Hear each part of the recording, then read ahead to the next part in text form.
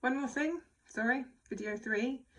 One more thing I want to add for the beauty therapists and anyone doing aesthetics, if you're not on the registers.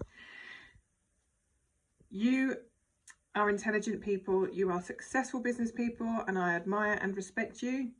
I really, really do. And I know that you think, well, maybe some of you don't, but a lot of you, I'm sure, think that I'm talking absolute rubbish.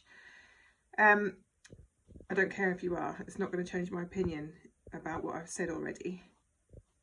My theory about why things haven't already been regulated in aesthetics may come across as a bit of a conspiracy theory, but I think at the end of the day it all comes down to money. You've spent a lot of money on your training, you spend a lot of money on your supplies, your insurances, and that money goes somewhere, and there is a huge amount of money in the aesthetics industry when it comes to insurance and supplies, and a massive amount of taxes. I don't care what people think about what I say either. So whether people question my professionalism or not, that's something you can do or not, but I think one of the reasons that regulations haven't come in yet is because of the amount of money that goes through hands that gets to the wrong people eventually. This is where I'm talking about the conspiracy stuff.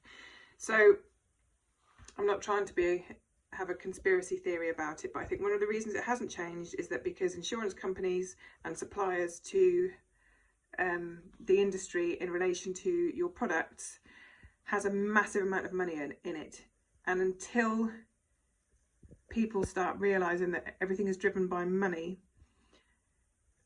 it's not going to stop, and it's not going to stop the lack of regulation either.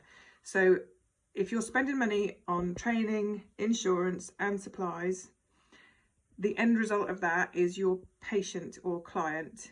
And when people come to harm, the last thing anyone really cares about when they're making money, and I don't mean you, I mean the people supplying you, training you and giving you insurance, the last thing people in those places think about is that patient at the end of the needle who is suffering from the complication.